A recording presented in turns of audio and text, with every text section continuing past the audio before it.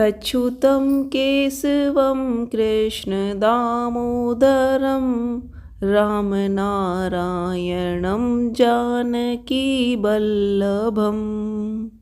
हरे कृष्णा। आप सभी का स्वागत है। आज से आप हर दिन हमारे चैनल पर माघ मास महात्म्य की कथाएं सुनेंगे। आज आप रसपान करेंगे माघ मास के प्रथम अध्याय का।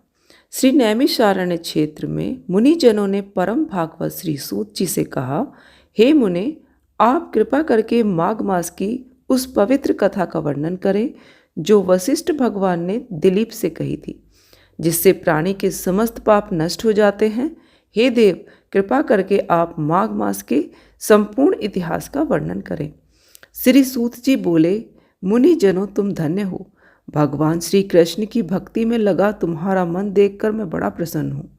मैं समस्त पापों को नष्ट करने वाले परम पुनीत माघ मास का महत्व तुमको सुनाता हूँ। ध्यान से सुनो। एक दिन पार्वती जी ने शंकर जी से पूछा, हे महादेव जी, आप समस्त धर्मों के ज्ञाता हो, आप कृपया करके मुझे माघ मास का महत्व, व्रत विधि, पूजन और इतिहास बताइए। पार्वती जी के इन वचनों को सुनकर महादेव जी अति प्रसन्न होकर बोले, हे प्रिय, तुम इस मनोहर वृतांत को सुनो। एक समय महाराज दिलीप ने एक महान यज्ञ किया। ऋषिजनों ने प्रसन्न हो राजा को आशीर्वाद दिया। नगरवासियों ने श्रद्धा से राजा का पूजन किया। तब वह प्रसन्न चित्त राजा अपनी सेना सहित वन में मृग का शिकार खेलने गए। समस्त अस्त्र शस्त्रों से युक्त दिलीप कवच आदि धारण किए, हाथ में धनुष बाण लिए वन में शिकार खोजने लगा। उसके पैदल सिपाही भी मनोहर जंगल में विचरने लगे। शिकारियों का दल वन में देखकर सभी जीव शांत होकर अपनी गुफाओं में चले गए। कोलाहल सुन मृग भागने लगे। राजा ने उनको अपने बाणों का निशाना बनाया।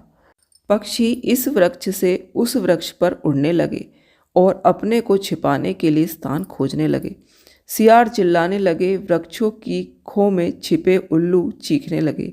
वन में शांत प्रदेश में जहाँ घने वृक्ष थे, फूलों की सुगंध महक रही थी। भौरे गुंजन कर रहे थे। दूध से भरे थनों वाली गाय घूम रही थी।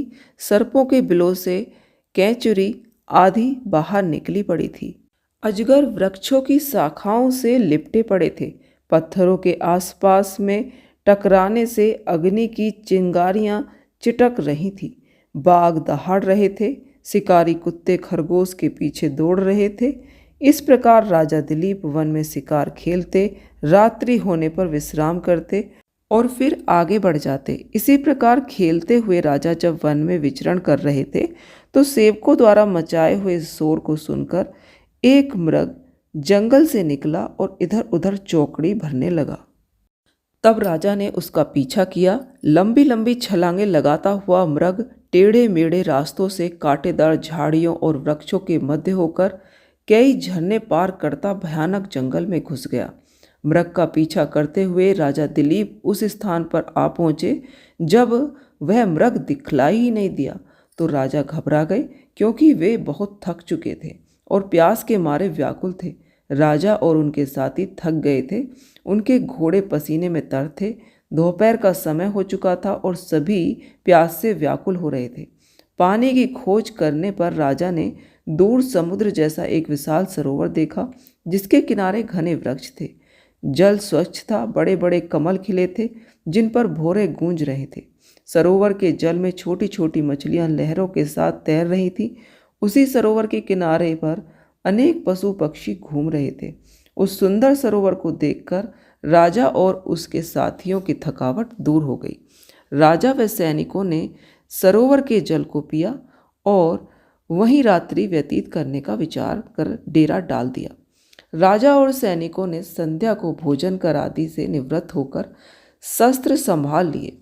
राजा एक वृक्ष पर धनुष बाण सहित बैठ गए और उनके अन्य साथी भी दूसरी दिशाओं में अपने शस्त्र लेकर स्थित हो गए, ताकि शिकार कहीं से बचकर ना निकल सके। आधी रात होने पर जंगली सूकरों का एक झुंड सरोवर के किनारे आया। उन सूकरों ने तट के किनारे उत्पन्न कमलकंद खाए और पेट भर जाने पर वह झुंड वापस लौटने लगा तो राजा के सैनिक द्वारा लगाए जाल में फंस गए। राजा ने सैनिकों की सहायता से अनेकों सूकर मार डाले। कुछ घायल होकर वहीं पड़े रहे, कुछ भागकर जंगल में जा छिपे। इतने सारे सूकरों को मरा देख राजा के साथी शोर मचाकर प्रसन्न होने लगे। सबको साथ लेकर राजा सरोवर के किनारे चल दिए। उन्होंने अपने राज्य लौटने का निश्चय किया। राजा जैसे ही नगर की ओर चले, उन्होंने देखा कि सामने से शंख चक्र चिन्हों से शोभित कृष्ण शरीर, कोमल वल्कल पहने एक तपस्वी सरोवर की ओर चले आ रहे हैं। राजा ने नम्रतापूर्वक उनको प्रणाम किया और मार्ग छोड़ दिया। ऋषि ने राजा को पहचान कर कहा, हे राजन, प्रातः होने को है। माघ मास की इस पुण्य वेला में सरोवर का स्नान त्याग कर तुम कहाँ जा रहे हो? यहीं पर प्रथम अध्याय समाप्त होता है। आपको आज की कथा कैसी लगी जरूर बताना। वीडियो को लाइक करना और हमारे चैनल को सब्सक्राइब भी करना। जय श्री राम।